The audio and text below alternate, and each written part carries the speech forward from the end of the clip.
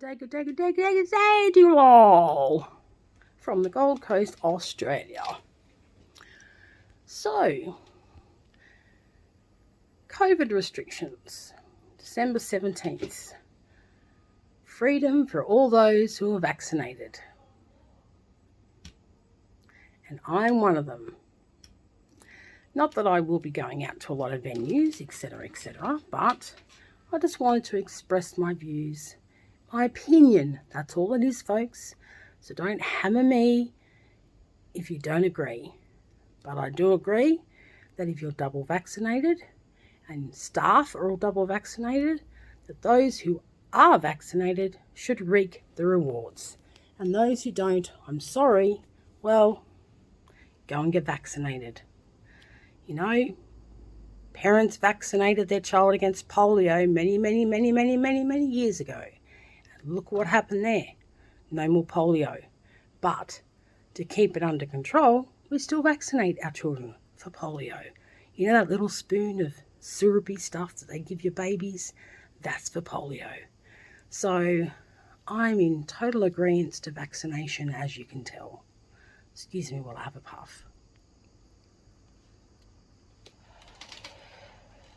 So there you have it. That is my opinion, and that is my belief, that if you're double vaccinated, you should be allowed your freedom. However, there is one downside, and I don't believe that cafes, restaurants, you name it, the venues out there in Queensland that are opening and that are going to start making revenue again, I don't believe the staff have to or should have to put up with the shit from those people, from Karens or Bobs or whatever you want to call them. I don't believe that they should have to tolerate that behaviour.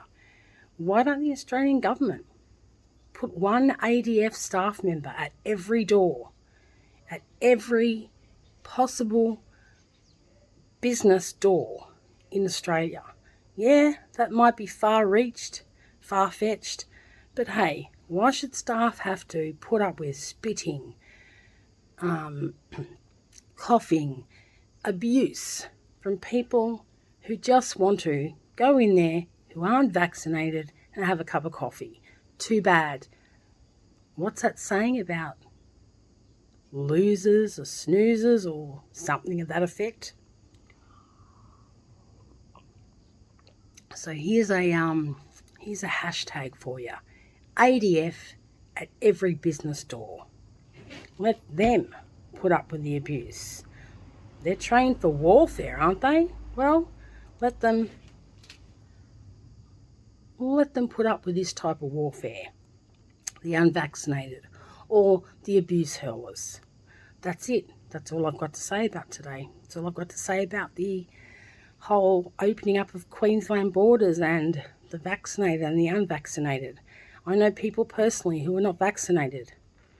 They're young people with conditions that would be classified as underlying conditions if they got sick, and they probably wouldn't survive.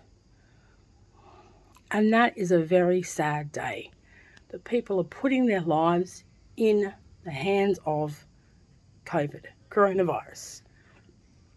They put their hands in, well, let's face it, the bad of this world, the bad viruses and such. So I'm so sorry, but that is their choice, and they have the freedom to make that choice, but there are also consequences that should go with behaviours. Consequences of my behaviour to getting vaccinated is a positive one. I can go out and enjoy my freedom. I have underlying conditions. My two sisters have underlying conditions, and they are both vaccinated. However, one was recently put at risk. She had the AstraZeneca, no choice. She got vaccinated. Her husband's vaccinated. She has to wait the 3 months between the injections, or the 8 weeks, whatever it may be. But her own family members put her life at jeopardy. I don't understand it. Now, I haven't spoken to my brothers in years. I'm sure they're vaccinated, and I have every belief that they are vaccinated.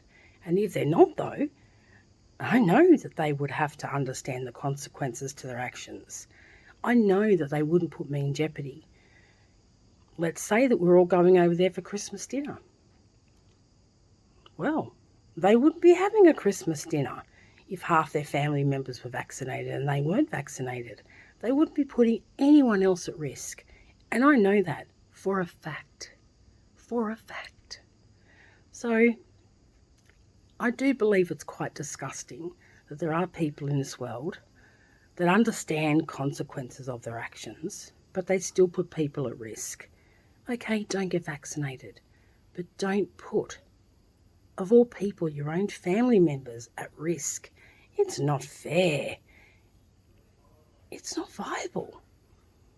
It's like holding a knife to their throat on the day that they visit and say, listen, there's a 50-50 chance that if I've got COVID-19, omnivirus, Delta, that you might get it now because I'm not 1.5 metres away from you or 2 square metres from you. And I'm inside it. I'm inside somewhere. You know, don't invite those family members to your home. If they're not vaccinated, do not invite them to your home. No one's welcome into my home unless you're vaccinated. No way in hell. My whole family is vaccinated. My entire household is vaccinated. I respect your right to not be vaccinated, but don't put me at risk if you're not. I'm vaccinated. I won't put you at risk. Actually, that's a stupid thing to say because if I'm still vaccinated, I can still get COVID-19, and I can still give it to people.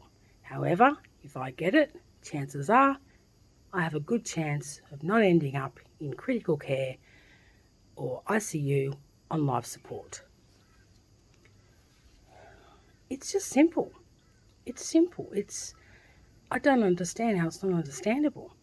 Yep, go to a protest because I do believe you have your freedom of choice. I had my freedom of choice, and my choice was to get vaccinated. And you have to respect that. Just like I respect you for not being vaccinated, because I do believe everybody on this planet has a choice, has freedom of choice. It doesn't matter what the government believes. I still believe that. And do you know what? If I was able and fit, and I was double vaccinated, and I believed in freedom of choice, and I was a lot younger, in my younger years, I too probably would have gone to a rally, but I would have been vaccinated, and I would have not put people at risk. I would have been tested. I would have worn a mask. And if I couldn't socially distance, even more reason to wear a mask. But hang on a sec. Let me think here. I wouldn't go to a rally. I'm so sorry. Even if I was vaccinated. Because I can still get COVID-19. And I can still give it to you. You, the unvaccinated one. The only difference is 92% chance of me not ending up in a critical care situation. But as for you, well, what percentage? Here's a question for the mathematicians. What percentage would it be if I had COVID-19 and if I had COVID-19 and I went up to someone who wasn't unvaccinated and gave them it? What's the percentage of them actually getting what I've got if I wasn't 2 square metres away and I was indoors? Of course your chances are higher if you're outdoors. Do you know, every day when I wake up, I open every window. And the more God chooses to blow that breeze through my house, the better off we all are. My husband comes home from work. The remainder of the household comes home from work. The first thing they do, strip off and put their clothes in the wash. They run to the shower, they get a shower. There's Glen 20 in the room. There's hand sanitizer in the room. There's soap in the bathrooms. I'm sorry, not necessarily in the room. There's soap. We wash our hands. We don't touch our faces. If we go out and we can't socially distance, we wear a mask. We follow policies and procedures of our business operators, which is to be double vaccinated. Or, consequence is, they've told us we don't have a job. Freedom of choice? That's my freedom of choice, to be vaccinated. So please, please respect that. And if you're not vaccinated, don't come near me. Thanks. Have a lovely day to all. Please keep COVID safe. I beg of you all. Take care. Love to our planet.